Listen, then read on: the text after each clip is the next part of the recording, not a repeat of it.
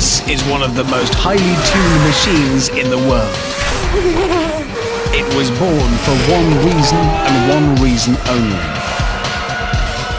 to race.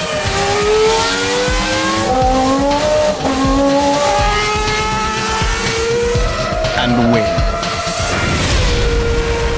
In just a handful of seconds, an F1 car accelerates to the kinds of speeds at which a jet aircraft takes off.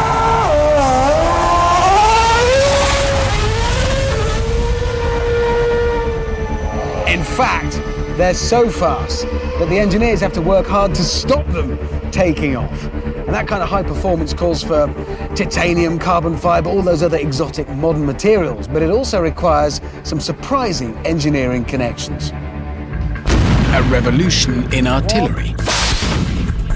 A new design for a jet engine. Any second now, it's about to snap. Oh yeah, there it goes there, look, look! That's ruined. An ancient boat. Protective armour. And a blacksmith's forge. Chaps, broke my sword.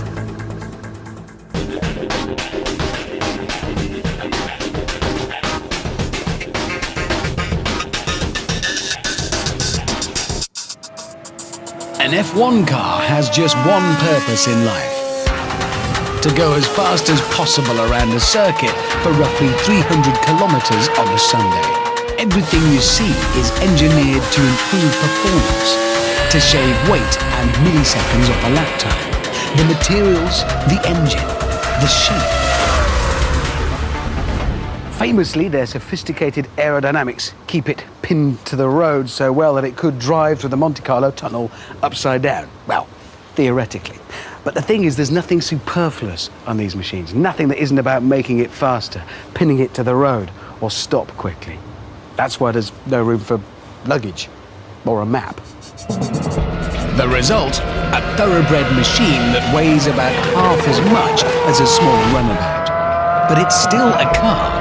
It does the same things as ordinary cars, just a lot faster, a lot more expensively, and without the indicators.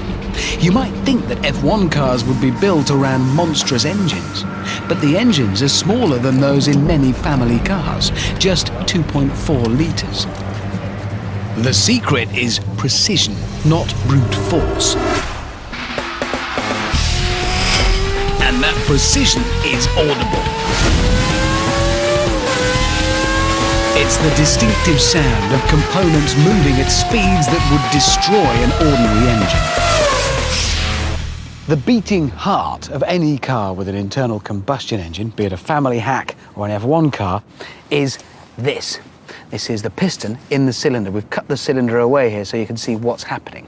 And it starts with an explosion from fuel up here. That's the internal combustion bit of an internal combustion engine. Those expanding gases push the piston down inside the cylinder. That does two things by rotating the shaft at the bottom. Firstly, it sends another piston up to the top ready for its explosion to continue the process.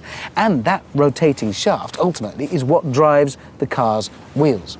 You can increase the amount of power by increasing the number of these pistons in their cylinders and by increasing the RPM, the number of times a minute that the piston goes up and down and turns that shaft.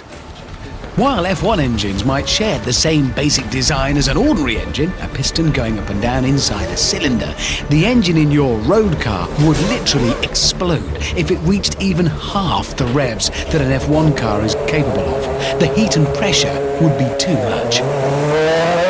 This is how F1 designers engineer the solution. They get more out of each explosion up here, thanks to a huge leap forwards in artillery development. Internal combustion engines are like cannons. They both use an explosion at one end to drive something along a tube. Same process, very different effect. And to get the most out of your bang, you must reduce something called windage. Not good for a cannon or a finely tuned engine. To find out why, I've come to a typically sophisticated and glamorous F1 location with artillery expert Nick Hall. So this then is the point at which F1 technology and military artillery history come together. What do we need to make it good? it is important to have the fit between the projectile and the cylinder. And in the early history of artillery, because you couldn't bore a cylinder very accurately and you couldn't make an absolutely reliably spherical cannonball, there had to be a gap so that the cannonball wouldn't jam, and so you lost power through that gap. A windage gap was a safety feature to ensure that a cannonball didn't get stuck in the barrel. But there was a price to pay. So this is the gap between the projectile, the cannonball, or in this case, the piston, and the cannon itself, the gap around the outside. Yeah, that is the windage. Well, I've got two projectiles here, two pistons. Now, we've got one is smaller than the other. One is a little bit smaller, there's a bit of a gap. Do you reckon that's sufficient difference between the size on the projectiles to make a difference in how they perform in the cannon? Yes, I do, because that gap expressed all the way around is allowing a lot of pressure to escape. So just that tiny difference will make a difference in what we see when they're fired out of the cannon? Yeah. So, first the smaller of the two with the slight gap. This should affect the performance of the cannon slightly, but will make it safer. I've got the bigger one.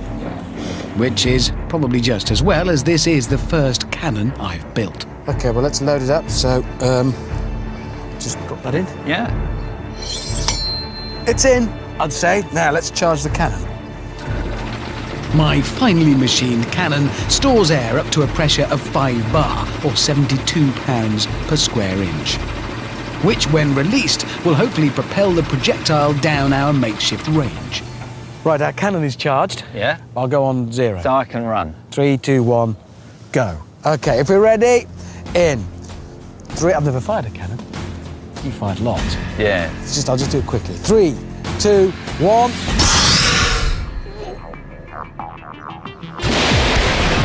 Released by means of a high-tech lever and rope assembly, the pressure forces the piston along the cylinder and into the air.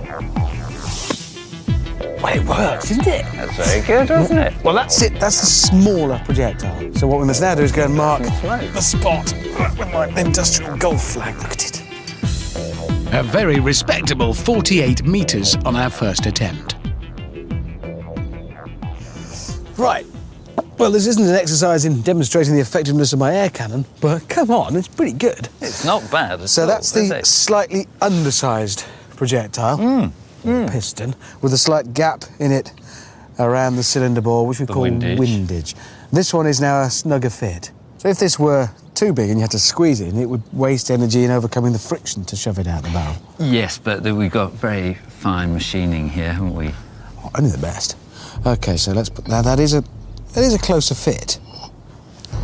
In fact, Well, such a close fit, it may need just a little persuading. With our snugly fitting piston finally in place, the air pressure is built up to exactly the same 5 bar level as the previous attempt. There is no windage gap in this one, no safety gap on my homemade high-pressure cannon. Right, the cannon is charged. We've persuaded the projectile into the barrel. I'm going to stand a bit further away now because I'm suddenly a bit more nervous. No windage on this one. No. If I go on 3, 2, 1, Yeah. go. Yeah. OK, if we're ready, 3, 2, 1. Whoa! Pretty convincing. Yeah, it is sounding more dramatic at this end, and that's clearly gone substantially further because of that tiny, tiny bit less of a gap around it. That's right.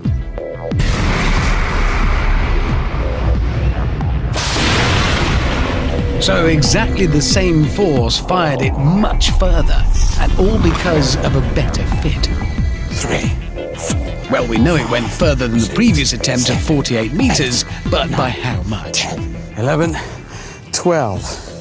So this got an extra 12 metres. From 48. So 25% increased range from just that tiny, tiny extra bit that closed the gap. Yeah. So you're not wasting that pressure.